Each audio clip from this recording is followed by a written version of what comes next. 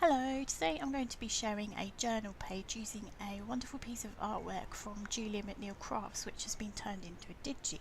Julia is about to set up her own digi stamp business, and this is a VR for her, and during the video I'll be telling you about how you can get this freebie and also take part in the giveaway. I've printed off the Lady Bea digi 4 times.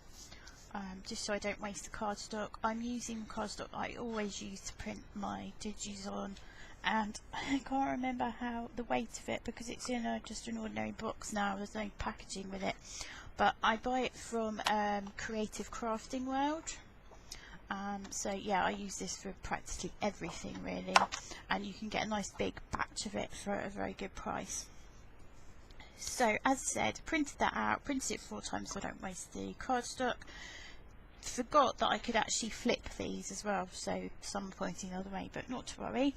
I'm going to colour one of them in. I'm not sure yet whether I'm going to use my marker pens or my distress pens, but I am going to be using this journal page. Now unfortunately it's quite pale and it's full of yellow, so it doesn't look like it's coming up very well on the screen, but it's just where I've cleared my brushes off, and then I've cleaned the stencil as well, so we've got some leaves, and I thought that would be a good base to start with. And what I've also done is sorted through my stash and found some bee related bits and pieces, some papers and toppers and lots of different things that I thought would be appropriate to go with the Lady Bea digi. And next I need to crack on and colour her. I have coloured up the wonderful Lady Bea digi using marker pens. I use graphite markers. A lot of them now are starting to dry up. They were second hand when I bought them, and I had them quite a long while and used them quite a lot. So they don't really owe me anything, but I am changing over to Copic markers because there are a lot of tutorials out there using these, so, and I really want to try and improve my colouring. These are obviously quite pricey, as you probably know, so like I said, I'm doing that gradually. I have used Copic markers on her skin, and I've used my graphites on her dress and hair and everything. My shading is not as great using markers, but it's just purely because I need way more practice. But you can, I hope, see some of the tones on there. And you'll notice that on her, this bit around here, I've tried to make that look like a petticoat. So, the camera is not really behaving. There we go. Stabilio. I absolutely love these. This is a what it says 0.88 fine 0.4. So yeah, I love these. I use these a lot in my planner. So I've just done that on her, what I think looks like a petticoat. And as I mentioned, I'm going to put her into a journal page. So I'm going to cut around her, but not fussy cut, because I don't want to cut all these beautiful additional bits off here. And I wanted, while I do that, to tell you a little bit about Julia, and obviously I'm going to put a link to her channel. So she is starting up her own business, and she will be turning her drawings into digis, which I think is amazing, and I'm so happy about because I love them. They're so quirky, and I hope she doesn't mind me saying that because they are just adorable, but they have this quirky style to them which I absolutely love. I personally love anything that's a little bit different, and these are just, yeah, these are just amazing. And she says that nobody would want to be inside her head, but she's obviously clearly very creative to come up with these wonderful designs. And if you hop over to her channel, you'll be able to see her making cards and other projects, and everything looks lovely. It's all really well put together, and you normally have a little giggle with her as well. Yeah, it's definitely worth popping over to have a look. I hope that you'll subscribe and join in the fun with Lady Bea. I mean, I think it's really generous of her to give away this. So obviously on the channel it will tell you all about how to do that. And I think I have probably yabbered on enough, so I'm going to start doing the journal page. I think I've mentioned before that a lot of my journal pages are landscape, but I'm going to buck the trend for a change, and I'm going to do one in portrait, which is not, excuse me, I just moved that up a bit. It's not like me at all. I really love landscape, and I don't know why. Anyway, so yeah, this is my journal page. I think I mentioned it was done with cleaning my brushes off and a stencil. I've tried to pick some bits out of the stash that I showed you earlier that I think will work with this digi and the page. So yeah, there's a few bits there, and that bit as well. And just to mention actually what I did to the flower, because I wanted to leave the flower white, but obviously it did look a bit stark when everything else was coloured in. It just didn't blend in very well with the image. So I know you can add grey colours to give a sort of shadow, but I'm not very good at doing that yet. So I have added tiny black lines, which to me make it look like the petals are sort of folded. So it just gives it a bit of more definition. So it doesn't make it look so stark or like I've forgotten to colour it in. And like I said, I'm going to cut her out, and I'll leave a white border around the edge. And again, this is not something I'm very good at, but I really, in this case, don't want to cut all the gorgeous elements off. And what I especially don't want to do to start with is cut her legs off. So I've heard that turning the paper instead of the scissors is the way to go. So we shall see how she turns out.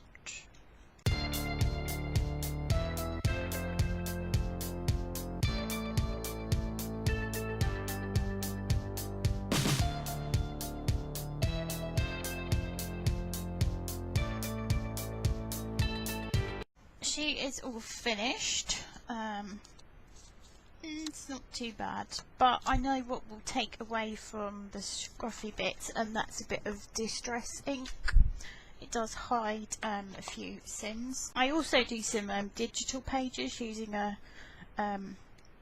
program called Craft Artist, and I remember the thing that I found the most helpful and I've used so often is the blur around the edge. So if you if you download or upload a photograph into the program and then decide to cut it out, so maybe there's something in the background that you didn't want, or you just want to cut that a certain image or part of it out, then you can use a blur tool or a glow tool, and if you've missed any bits or it just looks a bit of an odd shape, you can't quite get it right, it actually really helps. And this is the same thing that the black ink does, I think. Right, I'm not entirely sure where she's going to go on my page yet, but I think I'm probably going to start with this piece here. I don't know why the camera's on the wrong. There we are. Sorry. Yeah, so I'm going to put that bit down there. I don't want to hide too much of the stenciling if I can help it. And I think that I'll probably tuck that under there. I could just take, it's obviously a tag, and it's obviously got the bits so you can punch it out ready. But I'm not going to bother punching it out because obviously I'm not using it as a tag, so there's no point in doing that. But what I am going to do is take my brown vintage photo distress ink and go around the edges of all these bits and pieces. I think Julia subscribed to my channel first, and that's how I got to find her. And then there was a Marie Curie Daffodil Appeal collaboration. I want to make sure that I said that right. I'm not trip over my words. Yeah, and I signed up for that, and it was super fun. We did videos every Saturday in March, And yeah, we had a great time, and the ladies all made amazing things, and we were lucky enough to use some digi stamps that Julia had drawn. So that was my first experience with her stamps, and I'm just super happy that she is bringing this to the craft world. There, so I've gone around that with some of the vintage photo. I'm just going to do the same to all the other bits.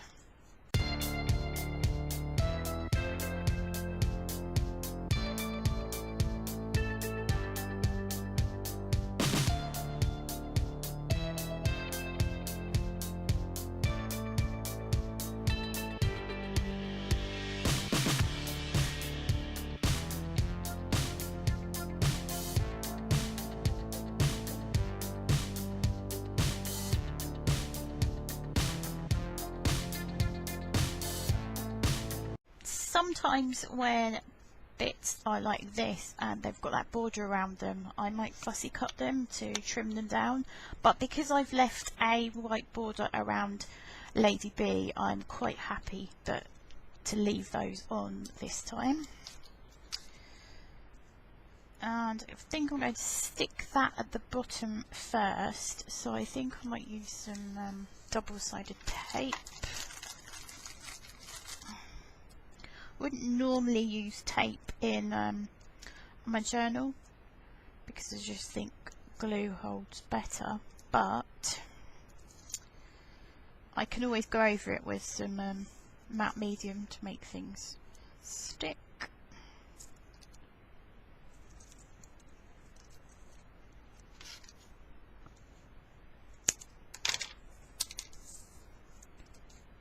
Now if I just peel this off to start with, I don't want to peel it all off because I want to tuck that tag behind, so that will do like that. And what have I done with the tag would be, there it is. I'm always losing stuff on my desk, even though I only work in like a 12cm space. It's ridiculous. I've got quite a big desk, but I only tend to work in this area, not just for the camera, because that's how everything goes, because everything is just out everywhere. So I'm going to put that there, I think, but I want some glue on the back of that. I have a craft room, but it was really just where I store everything. There's not really room enough for a proper desk. Why does it never work?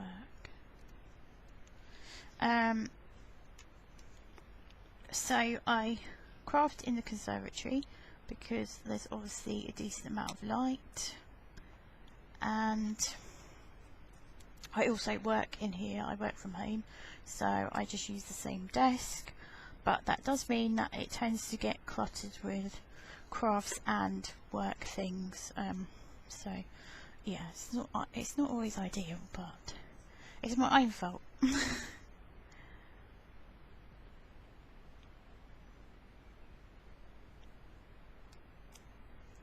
Just gonna stick that there.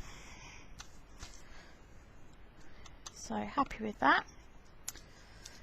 And I think what I might do with this piece is use it as a tab, but I think it's probably maybe a little bit too big. It's going to take up a lot of the page. Have to think about that, unless I put it on the edge and then I could, ooh, that's a bit too small.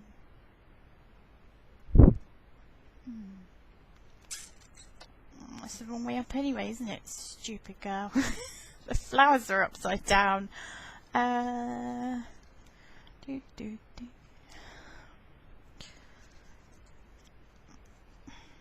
See, I don't really want all of that edge showing like that. I'll come back to that bit. Obviously my brain is not ready for that yet.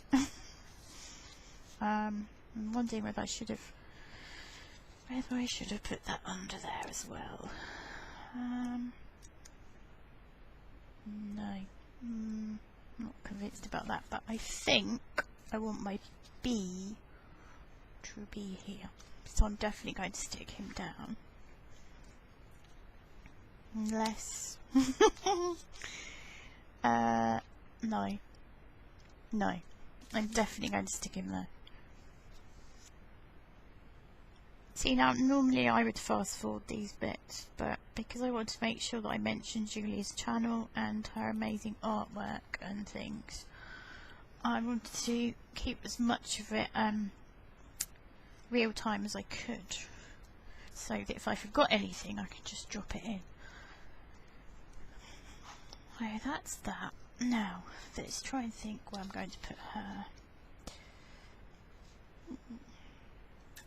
I really need to hide that, unless, no, because I'm not doing it that way, am I? Maybe I won't use that bit, I don't know. I think I want her in the middle there, middle-ish. Then I'm going to put that, maybe that there. I don't know, that looks a bit weird. Maybe I'm a little bit obsessed with the tab. Maybe that will have to go. Or it doesn't have to be at the top. None of my other pages have tabs, but I just like the idea of this. And I could trim it down. Let's trim it down.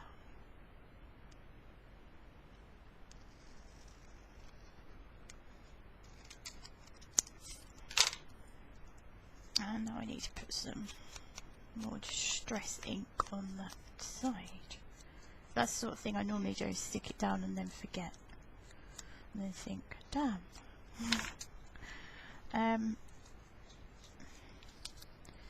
No, I still don't like that. But maybe because I've got to decisions. I think I'm happy with that up there, so that's going to go up there. And if I just start sticking things down, I'm not going to be left with a lot of choice, so hopefully I'll stop procrastinating. Might be nice if I was in frame so you could see what I was doing.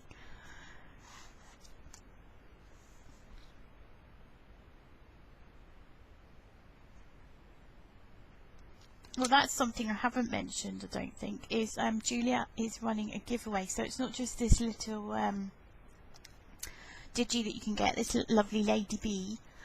You can win a subscription to her shop, which means you're entitled to free digis. It's a year's subscription. You'll have to check out the channel for all the details, but that sounds super cool, I think.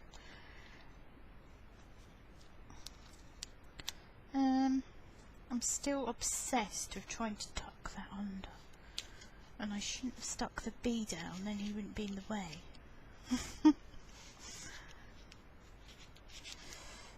Oh no, it's not going to work.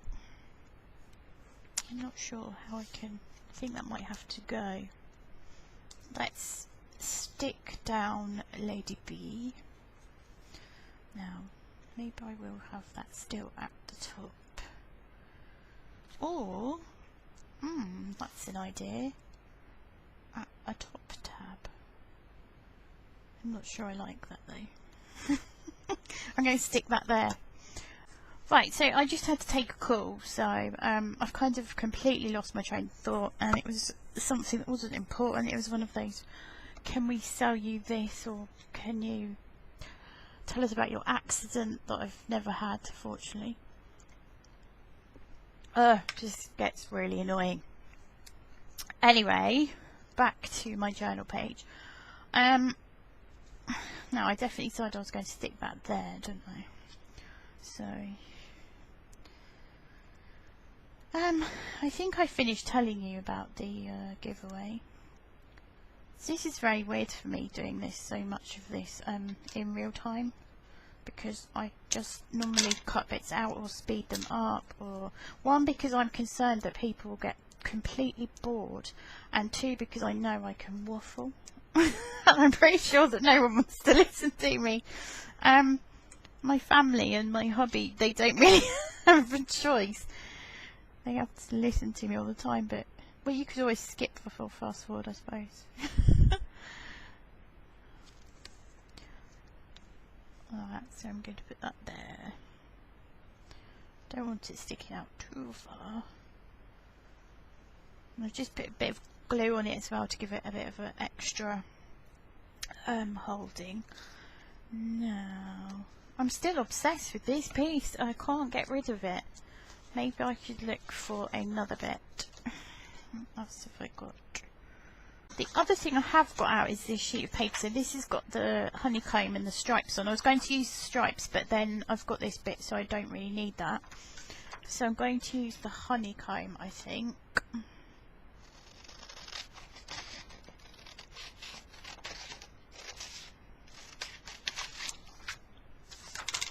And I think I might tear that rather than cut it. So what's the other? Oh, it's bees. I don't really want the bees. They don't really, I'd say they don't really fit in, but they're different style to that really. So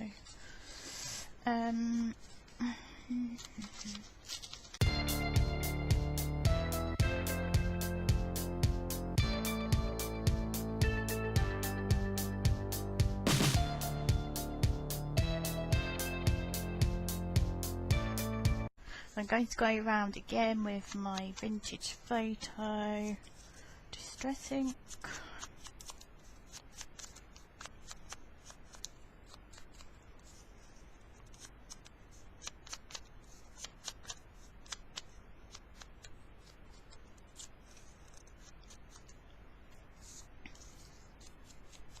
There we go.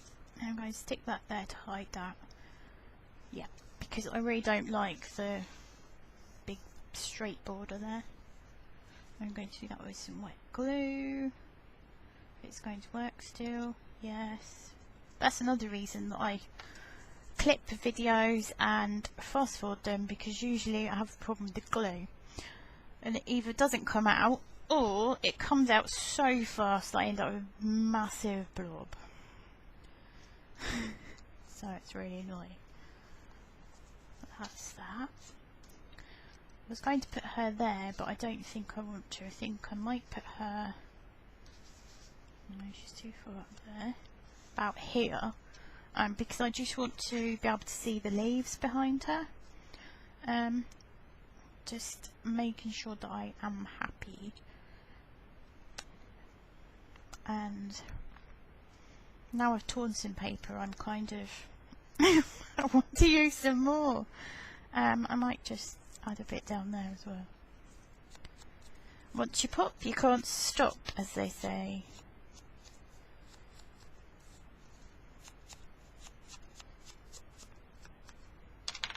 Okay, that's fine. Now I'm going to put that there, so then it will give her some grounding, I suppose, so that's not so bad. Yeah, so we're going to stick that bit there. I've no idea how long this video is.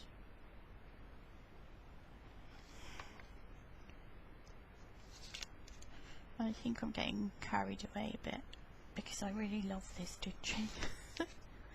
It's just so quirky and I don't know how else to describe it, but I know what I mean.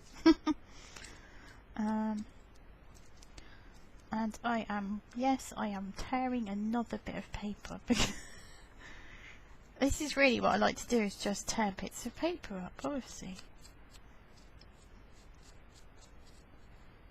I asked my husband the other day whether he did any crafting when he was younger. He doesn't really craft now. He will make things for the garden and things like that, but yeah, and he said, well, when I was little I used to cut up bits of paper. And I said, well, what did you do with them? He said, nothing, I just used to cut them up. I was like, okay.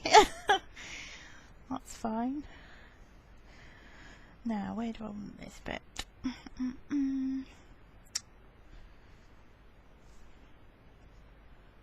No.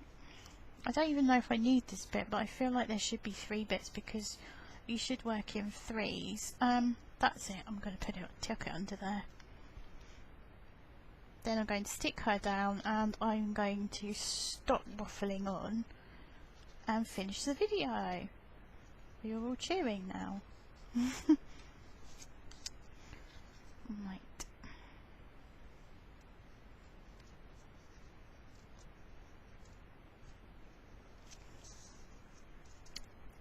Sorry, I'm not in shot, but I'm just putting glue on the back of the digi.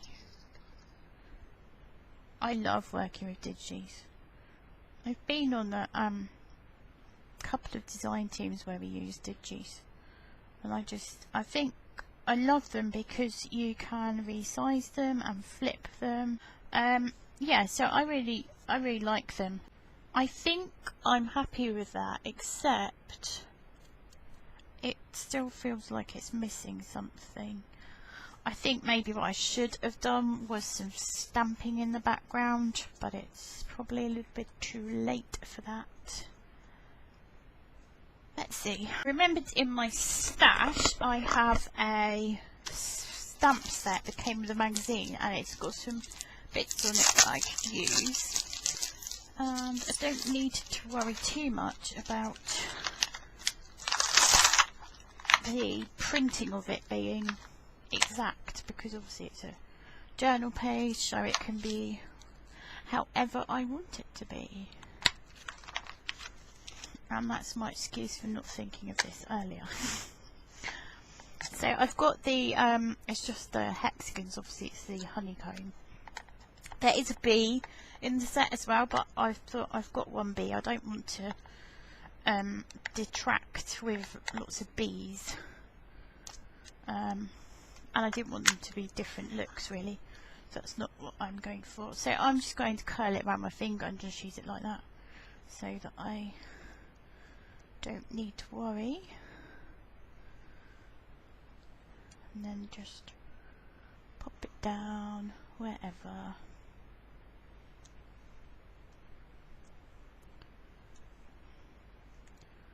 And the trick for me is to not get carried away.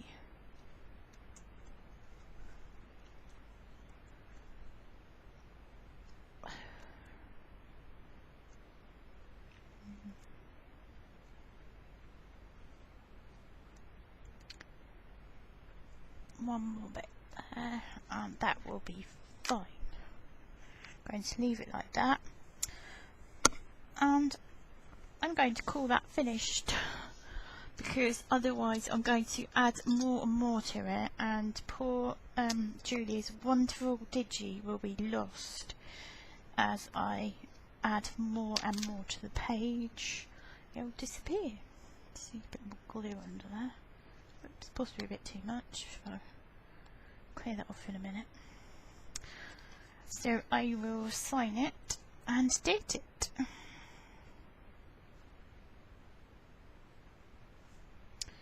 What is the date? It's the 28th of May. That's when I've done it. Obviously it's not when you're watching it. There we go. I hope you have enjoyed that. Sorry for waffling on. I hope that I've given you as much information as I can about the giveaway. Obviously, like I say, there will be a link to Julia's channel anyway, so you can get everything you need to know from there. And I just want to end the video by thanking you all for watching, and to wish Julia the best of luck with her new venture. And I, for one, will certainly be popping into the shop to buy some of her wonderful digi. Until next time, cheerio!